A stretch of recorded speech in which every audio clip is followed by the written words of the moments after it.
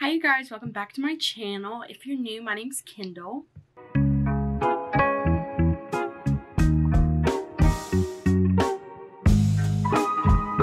Today I am going to be going over my April wrap-up. All the books I read in April, which were 5, which is typical for me, about 4 or 5 books. I DNF'd one. And I was going to try to get to another one, but things happened, so I just kind of had to abandon that thought. But we're going to go ahead and get into the video, and it was a pretty good reading month, I'm not going to lie. Most of the books, like literally all of the books that I read, besides the one that I DNF'd, I enjoyed thoroughly. I'm not a very picky person when it comes to rating books. I know some people are very focus on certain things when they're reading books, and that's perfectly fine. Like if you like to rate books based on different things, I don't know really if people have a system for how they rate books, if that's a thing, or let me know how you decide like how you rate books. Basically, if I thoroughly enjoyed it and it kept me intrigued and I would read something from that author again, I typically give it a 4 or 5 stars. Depending on how it ends and certain things, like certain aspects, I will decide if I like it or not. But most of these got 4 or 5 stars. I think I had 3 5 stars and 2 4 stars. But I'm not very picky when it comes to rating books. I've never been, like I said, I will pretty much, if I enjoyed it, I'm going to rate it high. And if I would read another book from that same author. But let's go ahead and get into the video. Okay, so the first book that I read in April was Where the Crawdads Sing.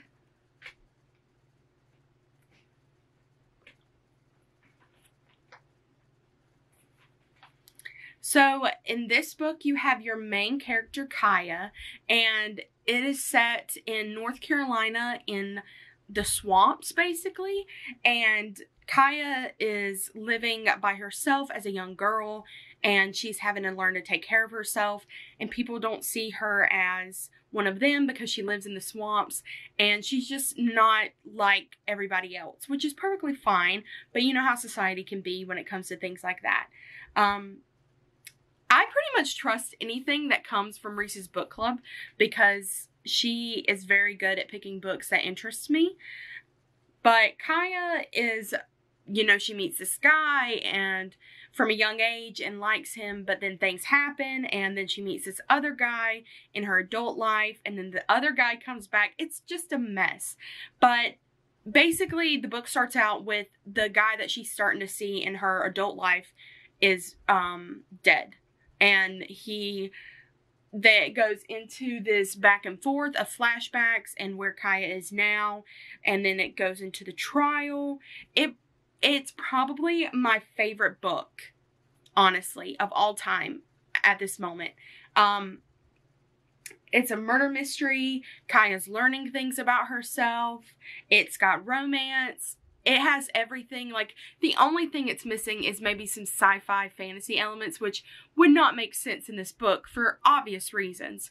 But it had everything that I love in a book, so I can't really complain at all about it. So I thought that this one was an amazing read. I highly recommend it. I'm very excited for the movie that comes out, I believe in June or July. I don't remember exactly.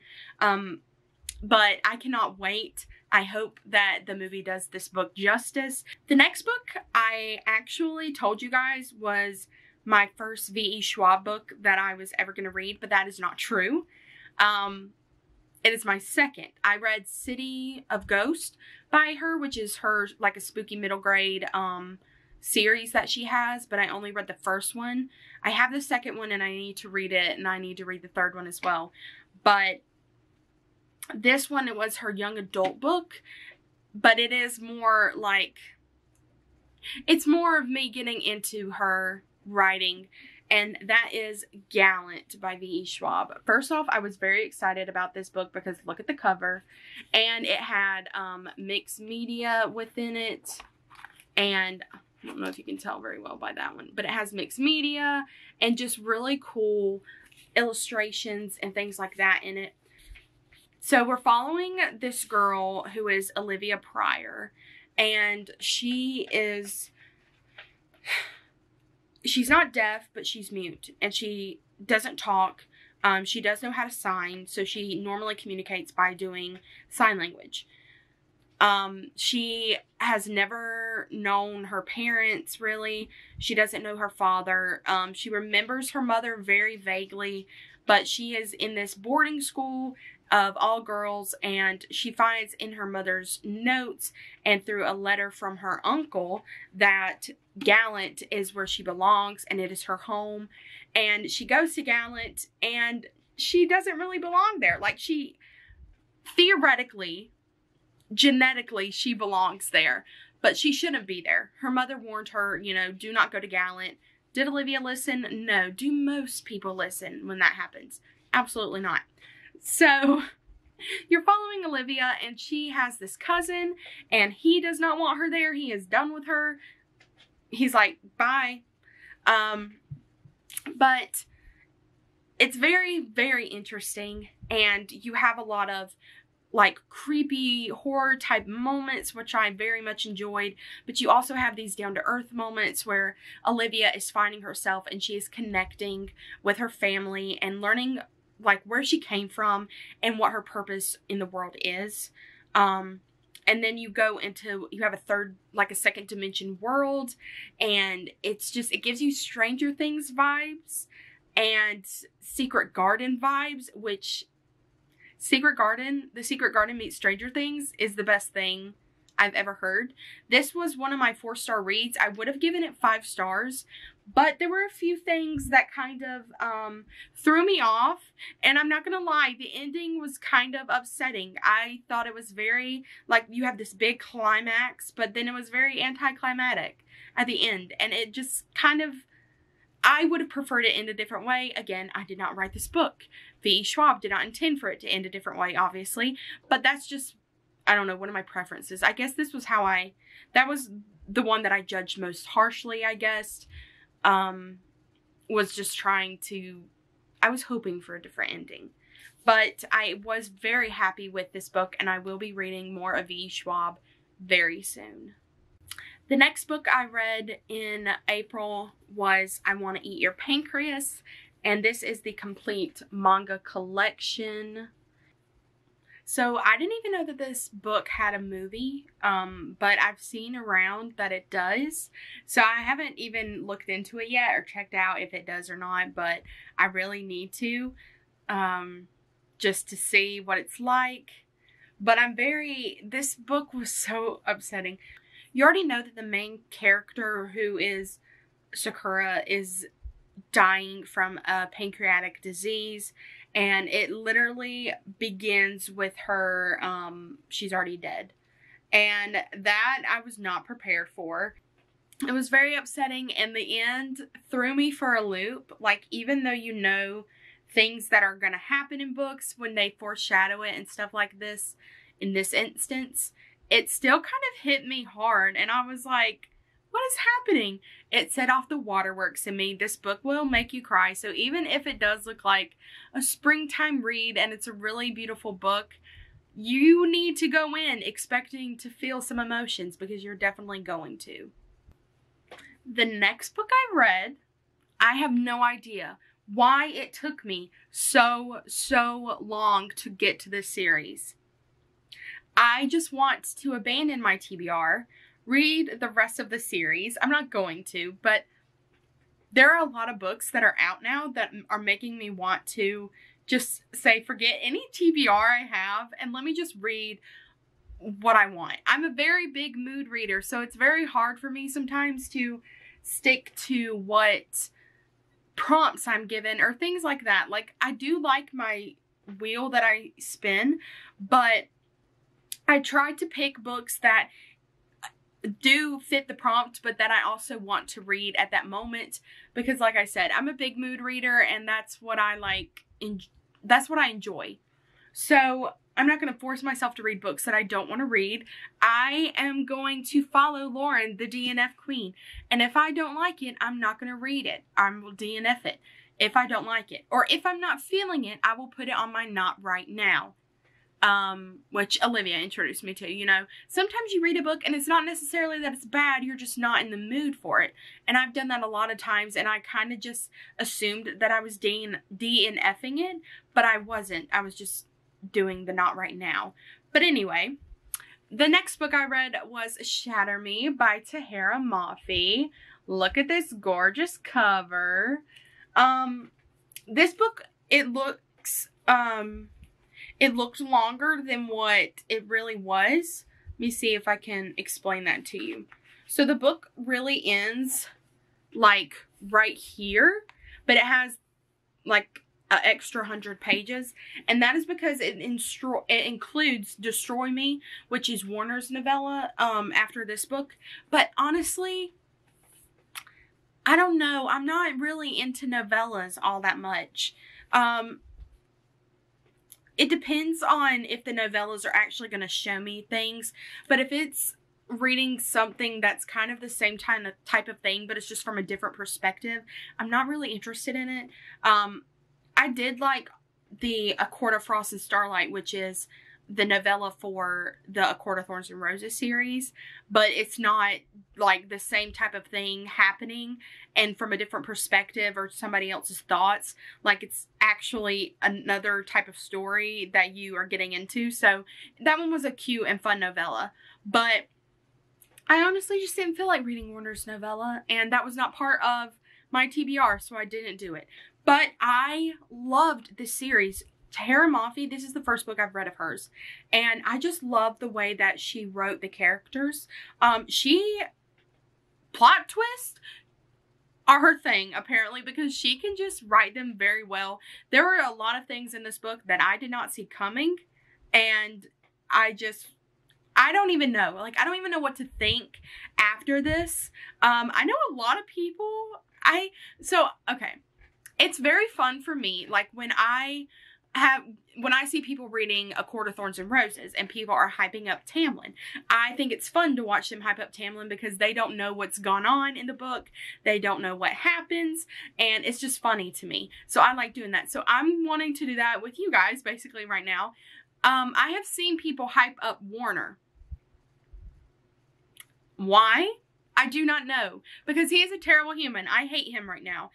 There were times where I'm like, okay, I'm going to try and see what the fuss is about and see if this is just like the villain turning into like the love interest. But he's annoying. Like, he is so rude and so, like, I don't understand his obsession with her right now. And Juliet's just like the sweetest little thing, trying to find herself and, further her powers and make sure that she uses her powers for good. And Warner's like, I don't know. I don't get the hype, but maybe I will. I went ahead and ordered the next one and purchased it. So I do have that to look forward to, hopefully, in my upcoming TBRs. But this one was definitely a 5-star read for me, and I'm just very excited to get to the next book in this series. The next one was the book that I DNF'd. I hated it. Couldn't stand it.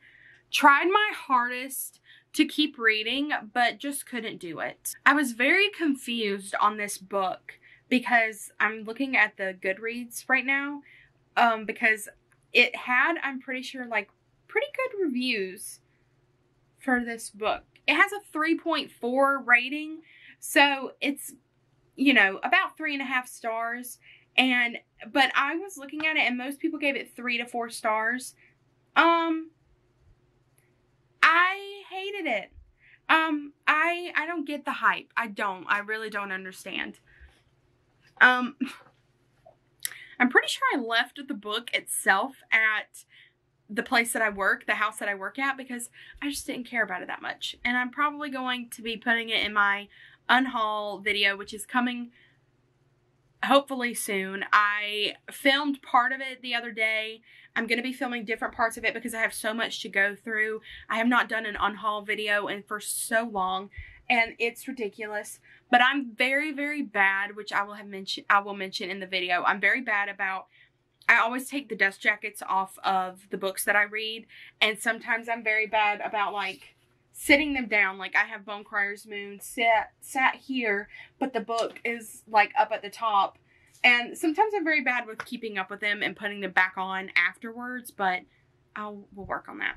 But I left the book itself at my place of work, but I do have the dust jacket, so I will show you guys that. And it was History of Wolves by Emily Fridlin. I'm not very, like, mad that I had this book, though, because I only got it for $3 at a used bookstore that I go to. I did not like it. It was very, very awkward. It made me very uncomfortable, and I do think that that's part of it. Like, I think that it was parts, like, there are things in this book that are made you feel uncomfortable, and they're supposed to make you feel uncomfortable, which is perfectly fine. But I think I got almost to page 100, and I just couldn't do it anymore. It was just too weird and too strange, and I was like, I expected that of this, but I didn't think it was going to get that weird. And maybe I will come back to this book and decide that I do want to actually give it a try, and maybe it was just a not right now book, but it was just not having it. So if you have read this book and you think I should put it on my not right now and try and reread it, definitely let me know and I will keep it. But as of now, it's a DNF and going into my unhaul very soon. Again, with my dust jacket issue, I have this book. I have no idea where I have put the dust jacket to this book. I've looked for it this morning and I cannot find it anywhere. I keep looking around hoping that it pops out at me. But it's possible that it's in another room and I just didn't check very well. So I'm not 100% sure. But it is Forgiving What You Can't Forget by Lisa TerKeurst. This is just, you know, the bare book without the dust jacket. This book was part of my nonfiction read. It is a Christian living book. This one hit hard, and I read this while Lauren was doing her reading sprints, and I explained, like, that I was having an identity crisis with this book, and it has put me in a position where I'm questioning certain things and certain aspects of my life and who I am, and it just makes you question, like, different things that you're going through and how you have handled the situation and how you view it. But it was a really, really good read. I did give it a 4-star, and the only reason I did give it a 4-star rating was that I did listen to part of the audiobook, and the author is the one who read out who narrated the audiobook, and I didn't really care for her as a narrator, but it was a really good book, and it had life lessons that I needed to hear. I have explained to you guys before, like, I went through a lot of, like, religious trauma the past few years, and things that have just changed me as a person, whether that's good or bad. That's what I'm still trying to figure out, and that's what this book made me try and think of. But it's a lot to do with yeah, there are things that I cannot forget, but that I'm not going to let these things hold me back as a person or hold me back in my mindset and my relationship with God. And so this book, I think, was exactly what I needed to hear at the moment that I read it. So I'm very happy that I read it when I did. So those are all the books that I read in April. It was a pretty good month of reading overall. I was very happy with everything that I read and how things turned out. If you've gotten to this point in the video, go ahead and leave a emoji that reminds you of Where the Crawdads Sing. So it could be anything about, like, North Carolina or swamps, animals that live in the swamps, boats, anything like that. Just go ahead and leave in the comment section below and tell me what your favorite book that you've read so far this year has been. Or if you don't want to answer that question, try and answer one that you have picked up and not enjoyed, and you basically put it in your not right now pile or your DNF pile and why you did. And I will see you guys in the next video.